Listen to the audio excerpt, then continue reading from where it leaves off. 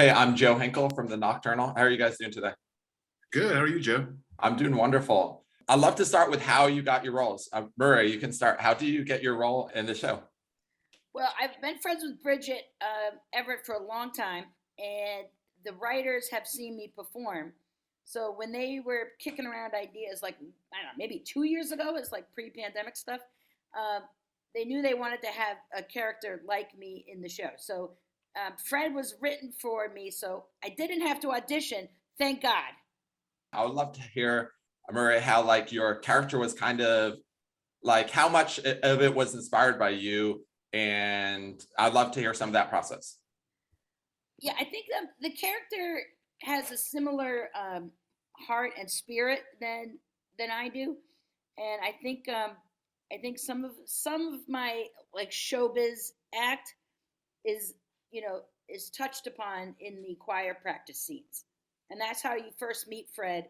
The first two episodes were in choir practice. He's like a small town showman in a way, and then as the show progresses, we see that he has a professor in agriculture, and that he has these different relationships with students and Mike Haggerty. So he kind of grows. He's a little like me, and then he kind of goes into like a different type of character. I've obviously, as you can probably tell, have never played a professor of agriculture in my life, and I probably won't again. That's fascinating. John, I'd love to hear your story. How did you get this role? I got it the old-fashioned way. My agent submitted me, got the call, put myself on tape. It was actually on my way to LA, moving to LA.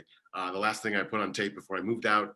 Heard back a couple months later, and was just over the moon to get a chance to work on this project.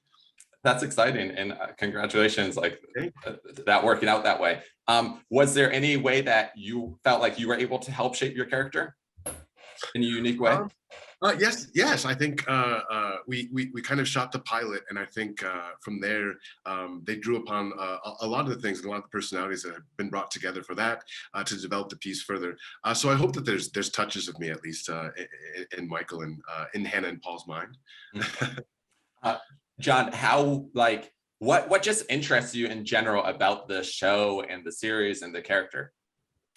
The piece just has so much heart, and I loved all of the contradictory elements. The queer church in Manhattan, Kansas, the relationships that develop, and just the people. These are all people that we can relate to, and that I know, that I've seen throughout my life. And the story is just so beautiful, a true love story of self-love. I love it. Murray, what were some of the things that really interest you about the characters and the show? Well, I like what John said about what did you say? Journey to self-love. Something like that. Yeah, we'll rewind the tape. Can I have Rewind your the therapist's name? tape. Yes, I absolutely. gotta work on that shit. Yeah, I think. What was the question? Oh, like what were some of the things that interested you at first just about the show and these characters? Okay, yeah, thank you. What interested me was a bunch of kind of misfits and outsiders coming together and forming their own chosen family. And I think, my experience in life has been like that. So it was really cool to kind of replicate that same kind of feeling and acceptance into, a 10 episode show that everyone's going to get to see this kind of like little slice of life. That's awesome. And kind of on the other side, what were some of the like maybe expectations that you had that were different, Murray? And like, what were some of the cool things that surprised you about, from when you first were talking about being on the show to the point where like you were actually on set? Like, what were some of the things that maybe you were surprised about that were different than what you expected? Well, Joe, I'll tell you what's a surprise. Showbiz, I wear three-piece suits all the time.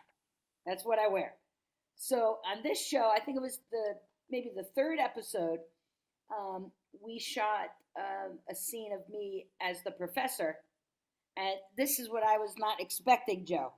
Me, this guy right here. I had to wear khakis and like ugly brown shoes, and I had to tuck. I like they were tucked up all. It was so goddamn it. I was like, what am I gonna wear? Well, I got wear. Wait, I'm not gonna wear a tie. Wait, well, I'm not wearing a jacket. And like in the scene where I'm with Mike Haggerty in the cornfields, it's like, the star of that scene is the goddamn khakis. It's all I see is the khakis. That's awesome. Jon, I would love to hear about some of your maybe expectations, especially like just moving out to LA and starting this next part of your journey. Like, what were some of the things that like maybe went beyond your expectations once you got on set and you were acting for some of these scenes? They went beyond my expectations. I had seen videos of Bridget performing and singing, but she just knocked it out of the park, jaw to the floor. The first moment that I heard her sing, and I think that it really, the excitement that was felt in the room kind of jazzed us all up. That there was an energy felt that we knew that we were making something really special and really important, and really appropriate for the times as well. So yeah, I think the biggest unexpected factor was just how well we all got along, and the instant family that was created.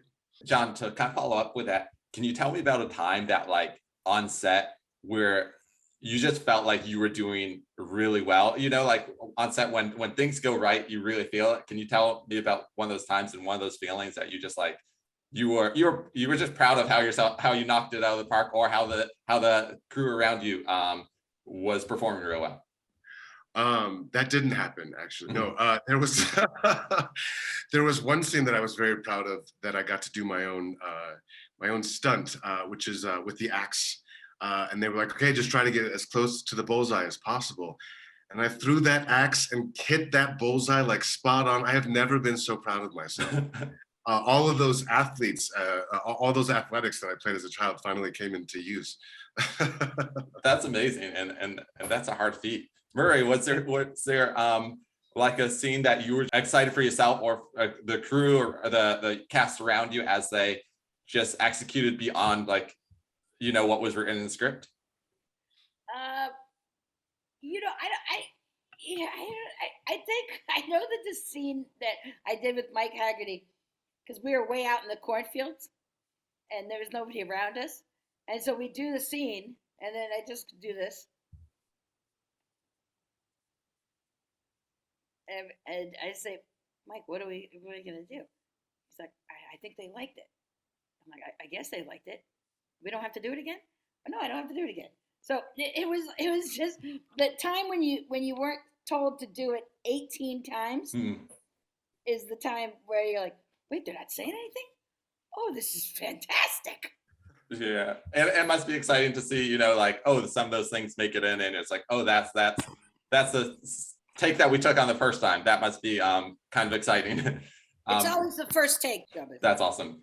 Murray, I would love to hear some about the comedians and maybe just the actors and creatives that have inspired you and kind of helped like inspire and shape your career. Oh, that's easy. Shecky Green, Toady Fields, Don Rickles, Dean Martin. Should I go on? Yeah, that's awesome. Rusty Warren, Bell Barth. I love all the old school Catskills comics and Vegas comics from the 70s. So they've really shaped my career.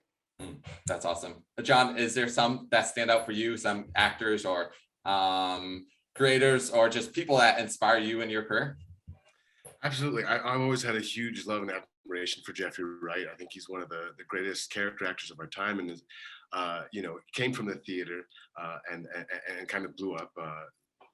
One of the things being on HBO, and is one of those names that everyone knows who he is, but has kind of lived his life, being the great star that he is, kind of behind closed doors. Any level of creativity, and wherever someone is at as an actor, we're always trying to grow.